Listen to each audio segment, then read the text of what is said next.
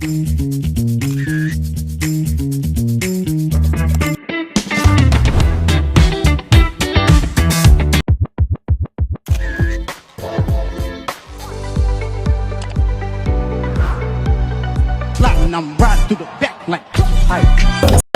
warahmatullahi wabarakatuh. Waalaikumsalam warahmatullahi. Kita dari kelompok 3 ingin mewawancarai UMKM dari Kedai Kinea Lumajang.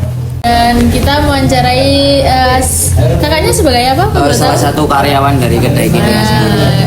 Kalau boleh tahu namanya siapa? Nama saya Muhammad Irfan Nafi. Oke. Baik, Langsung ya Kak? langsung aja. Jadi saya mau tanya latar belakangnya, berdirinya Kedai Kinea ini apa sih awal mulanya? Awal mulanya dari Kedai Kinea sendiri itu berdiri pada tahun 2019 kalau nggak salah. Di situ kita memikirkan bagaimana caranya untuk bisa berkontribusi lah di UMKM di Lumajang ini. Dan di sini juga saya berani bilang kalau ini salah satu kedai coffee shop yang pertama kali memakai mesin kopi gitu. Dan konsep-konsep yang mungkin sekarang sudah banyak di kalangan Lumajang seperti ada kafe lain yang memakai mesin, sudah pakai mesin espresso sendiri. Itu kita sudah memulai lebih awal dari yang lain dari tahun 2019 gitu. Itu sih untuk latar belakang Kedai Kinea itu seperti itu. Terus apa visi misinya Kedai Kinea ini? Nah, untuk visi misinya sendiri, saya emang kurang tahu ya kayak ya. Kalau visi misi Kedai Kinea itu mungkin sama dengan coffee shop lain, yaitu ya meningkatkan UMKM di Lumajang sendiri, juga meningkatkan pecinta kopi di Lumajang sendiri, dan seperti gitulah. Kalau ini gambaran kasarnya gitu aja. Mungkin kurang lengkapnya, kurang lebih tahu aku kalau lengkapnya. Terus produk dan jasanya itu apa yang ditawarkan? Jadi keunggulannya itu dibandingkan pesaing. Nah, untuk produknya sendiri ya, dari Kedai Kinea itu seperti yang saya jelaskan tadi, kita memakai espresso yang mulai awal dari coffee shop lain itu mulai 2019. Di Lumajang masih belum ada, dan di sini produk keunggulannya itu mungkin sekarang udah banyak, tetap udah banyak di Lumajang, tapi kita menginovasi lah, menginovasi menu-menu setiap bulan itu ada yang baru. Terus kita juga melengkapi sekarang di makanan beratnya, walaupun cuma variasi mie aja, mie instan gitu. Nah, setiap bulan pasti ada perubahan. Mungkin kita ada kopi botol, kopi kaleng. Kopi kaleng di Lumajang kalau yang saya tahu cuma di Kedai Kinea aja. Kalau yang lainnya saya kurang tahu. Mungkin kalau di Kinea ada kopi kaleng, terus ada tumblernya juga, inovasi tumbler kan. Itu sih kalau yang diunggulkan, setiap bulan ada produk baru. Tapi emang basicnya di sini kopi ya Kak ya? Iya, kopi pakai espresso itu. Kalau target utama dari Kinea ini apa? Target utama sendiri dari Kedai Kinea itu orang-orang kantoran. Jadi kan kita bisa dilihat dari jam operasionalnya aja mulai jam 7 sampai jam 10. Nah, kenapa kok pagi banget? Kan soalnya ini pegawai-pegawai kantoran sini kan sering take away kopi gitu. Jadi lebih lebih pasarnya itu lebih luas ke yang orang-orang kantor aja. Itu aja sih. Cuma sekarang ya lagi marah-marahnya anak muda kan. Anak muda juga lebih ini juga customernya banyak juga anak mudanya. Kalau strategi pemasaran yang digunakan untuk menarik konsumen di sini itu apa sih? Strategi konsumen kita tetap kita pakai ya seperti biasanya media sosial lagi. Yang kedua kita ada ini open booth di event-event di Lumajang sendiri buat memperkenalkan produk kita. Dan yang paling itu aja sih, cuma di media sosial sama di event-event itu aja. Mungkin ini ya, kalau sekarang kan kita sudah mulai dari 2019 ya, mungkin orang-orang sudah ini kalangan orang-orang kantor sudah tahu semuanya. Kalau mungkin di kalangan Gen Z sekarang kedai kene itu masih kurang diketahui lah. Soalnya banyak coffee shop kan sekarang di Lumajang. Itu aja sih. Kalau tantangan terbesar dalam memasarkan produk di sini, Tantangan terbesar tetap di kopi. Kopi ya. Iya. Di kopi kita kan banyak variasi sekarang tuh di Lumajang tuh ada kopi varian fruity, terus sama kopi-kopi yang lain itu seperti kopi-kopi botol gitu. Sudah banyak lah, mungkin itu tantangan yang terberat dari di era tantangan sekarang gitu. selanjutnya perkembangan permintaan pasar terhadap produk di Kenya. Perkembangan permintaan pasar mungkin di variasi cup ya. Kita kan cuma dulu menyediakan cup yang reguler seperti ini, seperti ini. Tapi ada yang customer komplain, kenapa nggak pakai ukuran yang large atau yang besar gitu? Buat mungkin kita beli juga agar puas ya, juga gitu. Itu sih. Nah, selanjutnya gimana sih alur kegiatan produksi atau operasional usaha dijalankan dari awal sampai akhir operasional kedai Kenya ini? Dari awal memang mungkin owner kita itu mainnya ke Malang atau ke Jakarta gitu kan. Sekarang salah satu owner kita juga ada yang di Jakarta. Memang operasionalnya kita mulai awal memang pakai mesin espresso ini. Untuk belajarnya terkait cari-cari rasa yang enak gitu, sama sekali owner kita itu autodidak, pakai YouTube semua. Belajar di YouTube, belajar di media sosial, belajar di web gitu. Jadi mungkin menu di Kenya ini berbeda dengan yang lain. Soalnya di sini dominan itu kopi pahit, kopi manis, sorry. Kopi manis. Mungkin kalau yang seperti produk lain, sorry ya ini tak sebut poin, seperti mungkin kopi shop lain, mungkin kopinya itu memang dominan kopi daripada gula-gulanya gitu. Di sini kan terkenal manisnya gitu. Nah itu sih kalau terkait operasionalnya, kita memang dari dulu itu pakai resep sendiri. Pernah ini cerita sedikit aja ya. Iya, boleh. Pernah waktu itu kita normalkan kayak SOP dari coffee shop lain gitu. Ternyata customer kita itu banyak yang komplain, kurang cocok.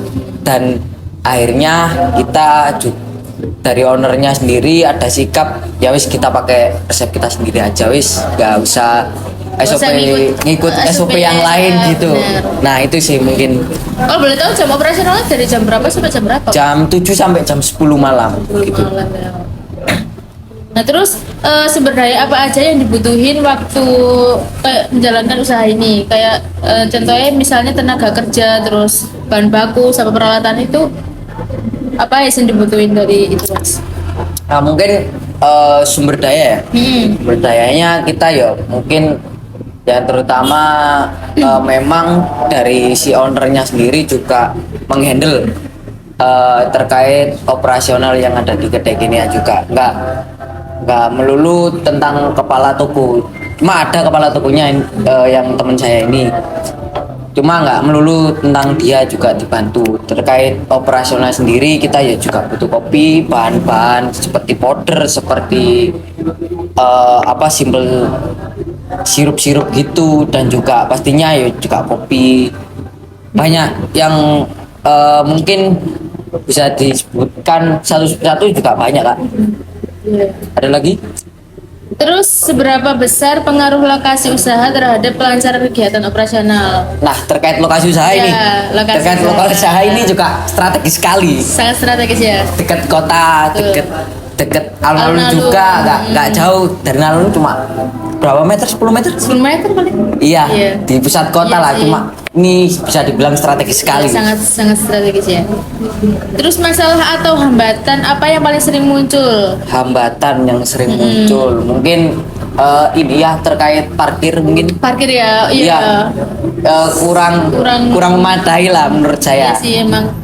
Dan juga terkait tempat ini juga terkait tempat kafenya juga dari 2019 ya gini-gini aja nggak ada Gini aja, perubahan. nggak ada perubahan sih. Gitu sih. Iya sih. Cuma tantangan itu terkait mungkin di sini memang tempatnya strategis. Cuma kalau apa ya Iya. venue-nya itu membosankan Iya, nih. membosankan. Nggak gini-gini aja. Ada lagi? Udah sih, mungkin itu aja dari sesi pertama ya kak. Ah. Mungkin nanti ada sesi kedua dari teman-teman kita juga. Oke. Terima kasih atas partisipasinya. Sama-sama ya, Pak. Sudah. Baik, saya akan melanjutkan dari pertanyaan teman saya yang tadi ya Mas ya. Oke. Terus untuk bagaimana sumber modal awal usaha ini Mas? Nah, terkait sumber modal awal, mungkin dari si owner kita itu kan nggak cuma satu usahanya. Ya. Ada beberapa mungkin uangnya diputar dari usaha sebelumnya kan. Owner kita itu di sini ownernya ada tiga orang nih di sini ownernya. Nah mungkin dari mereka itu pakai iuran buat bangun bareng sampai sekarang mereka bertiga itu tetap solid menjadi owner yang kedai Kenia sendiri itu. Mungkin dari situ terkait modal awalnya. Baik, selanjutnya apakah usaha sudah mencapai titik impas atau disebut dengan break even point? Kalau titik impas ya, mungkin berjalan sudah 5 tahun ini sudah mencapai titik itu mungkin ya. Kurang lebihnya mungkin terkait penyewaan tempat kita itu juga di sini tetap pakai sistem sewa. Berarti masih sewa ya? Iya, bukan beli, tapi terkait sewa. Terkait kayak beli peralatan kopi seperti dan lain-lain itu mungkin sudah mencapai titik impas atau yang masnya sebutkan tadi. Ya, baik. Terus untuk pengelolaannya Mas, keuangannya dilakukan dengan cara apa ya? Laporan keuangannya gitu. Terkait laporan keuangan masih pembukuan kita di sini. Jadi Sistem kita sudah dikasih template terkait ke totalan pembukuan dan lain-lain. Semuanya di sini pakai masih pembukuan terkait laporannya keuangan. terus untuk tantangannya Mas dalam menjaga kestabilan keuangannya itu gimana caranya? Nah, Kok sampai sekarang ini itu kita tetap mendengarkan kritik saran dari customer sendiri. Kita juga menguatkan servis di kedai sendiri itu sih buat tantangannya. Mendengarkan kritik dan saran customer itu sangat membantu sekali. Yang saya jelaskan tadi ya terkait cup reguler sama large itu dari saran dari customer. Dan terkait penjualannya alhamdulillah cup yang besar itu justru membantu keuangan kami, membantu banget sih dari keuangan kedai ini. Lanjut mungkin Mbak Felin mau tanya? Supaya apa yang dilakukan untuk tetap ini loh Mas, menjaga pelanggan meskipun di sebelahnya itu ada toko saingan.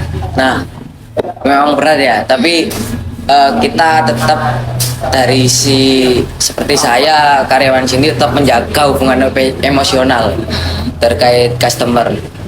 Mungkin kita di sini juga ada beberapa banyak pelanggan dan kenapa kok milih lagi kembali ke sini kan pernah saya tanyain toh. Soalnya ya memang kita sama-sama kenal, jadi karyawan sama customer juga sama-sama kenal.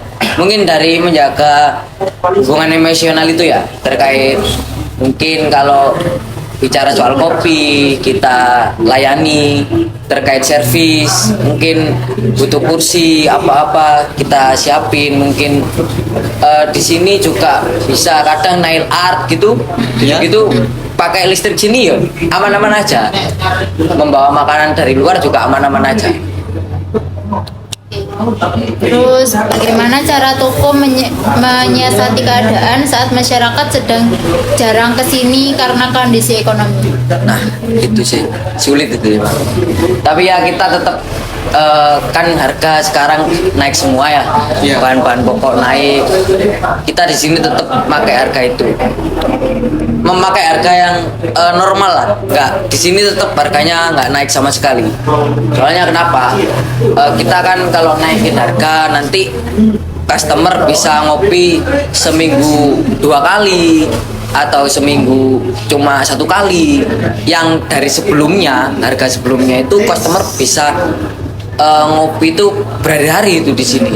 Nah kita memilih itu, kita nggak naikin harga agar customer ini ngopi tiap hari, tetap ngopi tiap hari, daripada yang nanti dinaikin harganya, ngopinya tambah berkurang, tambah 2 kali ke sini. Itu bagus kalau 1 kali ke sini. Kalau nggak sama sekali ya gimana? Tambah rugi ya. Tambah susah nanti. Terus ini bagaimana cara sistematis untuk mencegah kerugian akibat kayak stok-stok barang Ya. yang kadaluarsa sebelum terjual? Terkait bahan pokok kita sekarang pinter-pinter inilah lengaran nih pulaan gitu, pulaan Iya itu. Ya, itu. pulaan gitu ya. Jadi kita memprediksi perhitungan itu sekarang kalau kopi kita kalau bulan ini pesennya misal 1 dus gitu ya, ya kita kurangi gitu. Kita pinter-pinter membaca situasi lah. Kan hari ini habis lebaran ini ya. Iya. Habis lebaran ini kadang lagi sepi-sepinya customer. Nanti kalau mungkin di bulan depan, pertengahan bulan depan itu lagi marak-maraknya kembali.